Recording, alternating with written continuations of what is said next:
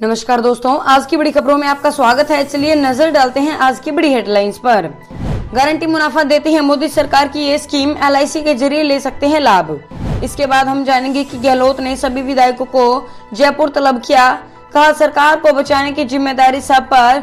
नाराज 15 विधायकों के साथ सचिन पायलट दिल्ली पहुंचे। इसके बाद हम जानेंगे कि फसल में हुए नुकसान की कैसे करे भरपाई, किस तरह उठा सकते हैं लाभ। जाने प्रधानमंत्री फसल बीमा योजना के बारे में सब कुछ। इसके अलावा हरियाणा में 6 जिलों में फेसबुक, ट्विटर से जुड़े सोशल मीडिया न्यूज प्लेटफॉर्म पर बैन, विपक्ष ने कहा इमरजेंसी। अगली बड़ी खबर में हम जानेंगे कि भारत नेपाल बॉर्डर से रिपोर्ट, एक गांव जहां के सभी लोग काम करने जाते थे नेपाल, बॉर्डर सील हुआ तो सब हो गए बेरोजगार। आज की पहली बड़ी खबर में पेश है चीनी बीमारी का बिल्कुल ताजा अपडेट पूरे देश भर से। देश में कोरोना संक्रमितों की संख्या 8,49,997 हो गई है। यह आंकड़े कोविड-19 इंडिया.org के मुताबिक है। शनिवार को लगातार दूसरे दिन 27,000 से ज्यादा केस बढ़े। पिछले 24 घंटे में 27,754 लोग कोरोना पॉजिटिव पाए गए, वहीं 19,981 लोग स्वस्थ भी हो गए। शनिवार को सबसे ज्यादा महाराष्ट्र में 8,139 लोग संक्रमित मिले। यह अब तक एक दिन का ये सबसे ज्यादा आंकड़ा है। उधर मुंबई में अभिनेता अमिताभ बच्चन और उनके बेटे अभिषेक बच्चन की रिपोर्ट भी पॉजिटिव आई है। इन दोनों को मुंबई के नानावटी अस्पताल में भर्ती किया गया है। नानावटी के क्रिटिकल केयर सर्विसेज के director doctor Abdul S Ansari ने रात 3 बजे मीडिया को बताया कि अमिताभ की हालत पहले से बेहतर है। उधर अभिनेता अनुपम खेर के परिवार में मां दुलारी खेर, भाई राजू खेर, भाभी और भतीजी की कोरोना रिपोर्ट पॉजिटिव आई है। यह जानकारी उन्होंने ट्विटर पर दी। अनुपम की रिपोर्ट नेगेटिव आई है। चलिए जानते हैं अगली बड़ी खबर। गारंटी मुनाफा देती है मोदी सरकार की ये स्कीम, LIC के जरिए ले सकते हैं लाभ। हाल ही में केंद्र सरकार ने प्रधानमंत्री व्यय वंदना योजना यानी PMVVY की अवधि को 3 साल के लिए बढ़ाया था। इस मंजूरी के बाद अब प्रधानमंत्री व्यय वंदना योजना की अंतिम तारीख 31 मार्च 2023 तक के लिए बढ़ा दी गई है। प्रधानमंत्री व्यय वंदना योजना वरिष्ठ नागरिकों के लिए एक स्कीम है। इस स्कीम के तहत वरिष्ठ नागरिकों को 10 साल तक एक तय दर से गारंटीड पेंशन मिलता है। केंद्र सरकार की इस स्कीम का लाभ भारतीय जीवन बीमा निगम के जरिए लिया जा सकता है। इस स्कीम पर 7.40% की सालाना दर से ब्याज मिलता है। अब तक करीब 6.28 लाख लोग सरकार की इस स्कीम का लाभ ले चुके हैं। 7.40% का ब्याज का लाभ उन लोगों को मिलेगा जो चालू वित्त वर्ष में इसे सब्सक्राइब करेंगे।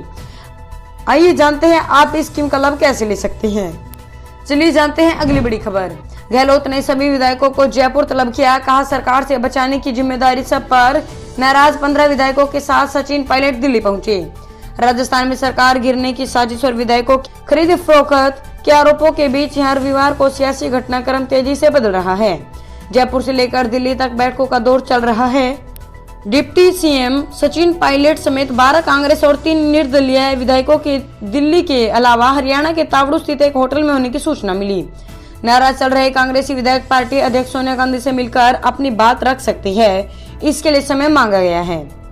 पायलट के नाराज होने की वजह विधायकों की खरीद फरोख्त के मामले में स्पेशल ऑपरेशन ग्रुप यानी SOG का नोटिस बताया जा रहा है। इस मामले में उनसे पूछताछ की जाएगी। हालांकि SOG ने मुख्यमंत्री अशोक गहलोत समेत अन्य मंत्रियों को भी नोटिस भेजा है। बात करेंगे आज की अगली बड़ी खबर की। फसल में हुए नुकसान की कैसे करे भरपाई, किस तरह उठा सकते हैं लाभ। जाने प्रधानमंत्री फसल बीमा योजना के बारे में सब कुछ। भारत के प्राकृतिक आपदा के कारण किसानों की फसलों को काफी नुकसान पहुंचता है, जिसके चलते केंद्र ने प्रधानमंत्री फसल बीमा योजना की शुरुआत की है। सरकार की इस योजना का मुख्य उद्देश्य है किसानों की फसलों को बाढ़, आंधी, ओले और तेज बारिश से होने वाले नुकसान की भरपाई करना है। इसे 13 जनवरी 2016 को शुरू किया गया था। इसके तहत किसानों को खरीफ की फसल के लिए 2% प्रीमियम और रबी की फसल के लिए 1.5% प्रीमियम का भुगतान करना पड़ता है। 80% से ज्यादा राशि सरकार सब्सिडी के रूप में देती है। आज हम आपको बताने जा रहे हैं इस योजना के बारे में सब कुछ। किस तरह से इस योजना का लाभ लिया जा सकता है, किन दस्तावेजों की जरूरत होती है, किन बातों का खास ख्याल रखना होता है और किस तरह से इसके लिए अप्लाई किया जा सकता है। चलिए जानते हैं अगली बड़ी खबर। बुलेट ट्रेन प्रोजेक्ट पर भी कोविड-19 का असर, रेल मंत्री ने दिए ये संकेत। रेल मंत्री पीयूष गोयल ने संकेत दिया कि मुंबई और अहमदाबाद के बीच महत्वाकांक्षी बुलेट ट्रेन परियोजना के वित्तीय पहलू की समीक्षा की जा रही है। क्योंकि कोविड-19 महामारी के बाद खर्च में किफायती बरतनी होगी। उन्होंने इंडिया ग्लोबल वीक में कहा कि रेलवे इन परियोजनाओं प्रतिबद्ध है और हम इसके लिए योजना और लागत को अंतिम रूप देने के सत्र पर हैं। उन्होंने कहा कि निश्चित रूप से कोविड-19 ने बुलेट ट्रेन के संबंध में हमारी महत्वाकांक्षाओं को थोड़ा सा प्रभावित किया है और हम कोविड-19 के बाद की दुनिया में परियोजनाओं पर फिर से विचार कर रहे हैं और इसमें लागत में कटौती शामिल है। सूत्रों ने बताया कि परियोजना की लागत को कम करने के लिए भारत के उच्च स्तरीय इंजीनियरिंग कौशल वाली कंपनियों की मदद लेने के बारे में गतिविधियों को बढ़ावा देने के लिए नए नीतिगत सुधारों पर विचार कर रही है। उन्होंने कहा कि सरकार घरेलू मंजूरी और नौकरशाही प्रक्रियाओं को सरल बनाने पर विचार कर रही है ताकि उद्योग के लिए कामकाज करना आसान हो सके। बात करेंगे आज की अगली बड़ी खबर की। 9,000 कर्मचारियों की छटनी करेगी मिडिल ईस्ट की सबसे बड़ी विमान कंपनी। पिछले साल ही हुआ था बम्पर मुनाफा। कोरोना वायरस महामारी के बीच एमिरेट्स एयरलाइंस ने अपने वर्कफोर्स में लगभग 10वें हिस्से की छटनी की है। अब यह 15% यानी 9,000 तक बढ़ सकती है। शनिवार को एक रिपोर्ट में एमिरेट्स एयरलाइंस के प्रेसिडेंट ने यह बात कही। एमिरेट्स एयरलाइंस मिडिल ईस्ट की सबसे बड़ी विमान कंपनी है जिसके पास 270 वाइड बॉडी एयरक्राफ्ट है, लेकिन मार्च में वैश्विक स्तर पर लॉकडाउन के बाद इस विमान कंपनी का परिचालन भी ठप पड़ा है। इस कंपनी ने लिमिटेड नेटवर्क्स के लिए अपनी सेवाएं शुरू कर दी थी। अगस्त महीने के मध्य तक कंपनी 58 विमानों को उड़ाने पर की योजना बना रही है। कोरोना वायरस संकट के पहले की तुलना में यह बेहद कम है। हालात सुधारने में लग सकता है 4 साल का समय। एमिरेट्स एयरलाइंस के प्रेसिडेंट टिम क्लार्क ने पहले कहा था कि विमानों का परिचालन सामान्य स्तर पर पहुंचने में करीब 4 साल लग सकते हैं। इसकी अगली बड़ी खबर की। हरियाणा के 6 जिलों में फेसबुक ट्विटर से जुड़े सोशल मीडिया न्यूज प्लेटफॉर्म पर बैन। विपक्ष ने कहा इमरजेंसी। हरियाणा में सोशल मीडिया समाचार प्लेटफॉर्मों पर प्रतिबंध लगा दिया गया है। 6 उपायुक्त ने अपने अधिकार क्षेत्र में इसे बैन किया है।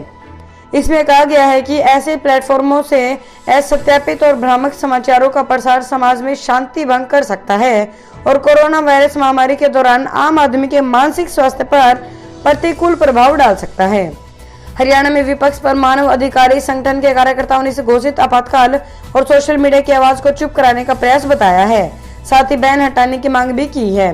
मीडिया रिपोर्ट के मुताबिक WhatsApp, Twitter, Facebook, Telegram, YouTube, Instagram, public app और लिंक्डइन पर आधारित सभी सोशल मीडिया समाचार प्लेटफॉर्म को बैन किया गया है। सोनीपत, कैथल, चरखी दादरी, करनाल, नारनौल और भिवानी के डीसी द्वारा ये बैन लगाया गया है। इसमें भी करनाल डीसी ने 15 दिनों के लिए प्रतिबंध लगाया है, जबकि अन्य 5 ने अगले आदेश तक प्रतिबंध लगा दिया है।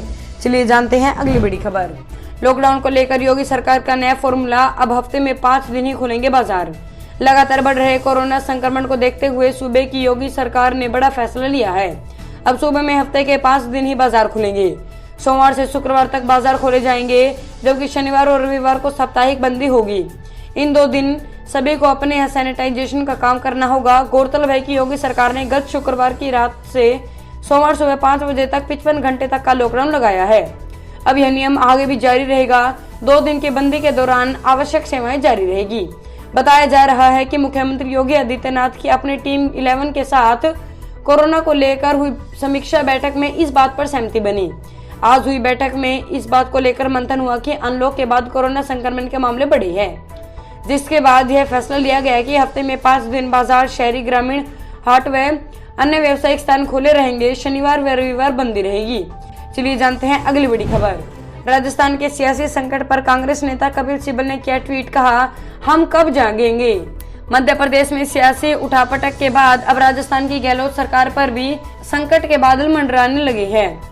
मुख्यमंत्री अशोक गहलोत से नाराज बताए जा रहे राज्य के उप मुख्यमंत्री सचिन पायलट के समर्थन में करीब 20 से ज्यादा विधायक दिल्ली में जमे हुए हैं। राजस्थान में गहलोत सरकार पर संकट मंडराता देख कांग्रेस के वरिष्ठ नेता कपिल सिब्बल ने चिंता जाहिर की है। अपने ट्वीट के जरिए उन्होंने इशारों में पार्टी के आला कमान को आगाह करने की भी कोशिश की है। अगली बड़ी खबर। 9 महीने पहले भी बीमार हुए थे बिग बी, अक्टूबर में अस्पताल में भर्ती तो मीडिया कवरेज देख नाराज हो गए थे अमिताभ। लिखा था ये शोषण है, नियम कायदे न तोड़े। कोरोना वायरस से संक्रमित महानायक अमिताभ बच्चन मुंबई के नानावटी अस्पताल में भर्ती है। यह जानकारी उन्होंने खुद ट्विटर पर साझा की है। नानावटी अभी अस्पताल है जिसमें अमिताभ अक्टूबर में भर्ती हुए थे। हालांकि जब मीडिया में यह खबर वायरल हुई तो वो नाराज हो गए थे। इसे लेकर अमिताभ ने अपने ब्लॉग में दर्द बयां किया था। उन्होंने लिखा था, कृपया पेशेवर दस्तावेजों के नियम कायदों को न तोड़ें। जानते हैं अगली बड़ी खबर। सोशल मीडिया पर फॉलोवर्स बढ़ाने के लिए राष्ट्रपति से सम्मानित होने की फर्जी फोटो पोस्ट की साइबर फ्रॉड में जेल गया। जोधपुर जिले में रहने वाले 20 साल के एक लड़के पर फेमस होने का ऐसा भूत सवार हो गया था कि उसने राष्ट्रपति के फोटो से छेड़छाड़ कर उसे सोशल मीडिया पर पोस्ट कर दिया। लड़के ने फोटो एडिट कर खुद को राष्ट्रपति के हाथों सम्मानित करवा लिया। उसे बधाई संदेश मिलने लगे, अखबारों में खबर भी छप गई, लेकिन ये सब ज्यादा देर तक नहीं चल सका। 2 दिन बाद इस साइबर फ्रॉड के मामले में पुलिस ने उसे गिरफ्तार कर लिया। जोधपुर के पास तिवरी कस्बे में रहने वाला राहुल राठी ने अपने फेसबुक अकाउंट से एक फोटो को पोस्ट की। इसमें उसे राष्ट्रपति के हाथों सम्मान मिलते हुए दिखाया गया। इसके बाद गांव के लोगों के मन में राहुल के प्रति इज्जत बढ़ गई। उसे बधाई देने वालों की कतार लग गई। इस बीच गांव के किसी व्यक्ति को इंटरनेट पर वह फोटो मिल गई जिसे एडिट कर राहुल ने नकली फोटो पोस्ट की थी। करेंगे आज की अगली बड़ी खबर की। भारत नेपाल बॉर्डर से रिपोर्ट। एक गाँव जहाँ के सभी लोग काम करने जाते थे नेपाल, बॉर्डर सील हुआ तो सब हो गए बेरोजगार।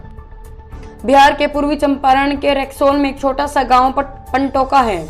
यह गाँव भारत नेपाल की सीमा से सटा हुआ है। यहाँ से आधा किलोमीटर की दूरी पर नेपाल है। एक और कदम रखो तो भारत और दूसरी तरफ रखो तो नेपाल लग जाता है। पंटोका के 90% से ज्यादा लोग कामकाज करने नेपाल के बीरगंज जाया करते थे। कोई वहाँ रिक्शा चलाता था, कोई मजदूरी करता था, किसी की दुकान थी तो कोई घर बनाने का काम करता था। दोस्तों, इस वीडियो को लेकर आपका क्या कहना है हमें कमेंट करके जरूर बताएं। वीडियो को लाइक करें और चैनल को सब्सक्राइब करके घंटी के बटन को दबाएं। साथ ही साथ अपने दोस्तों के साथ इस वीडियो को ज्यादा से ज्यादा शेयर करें।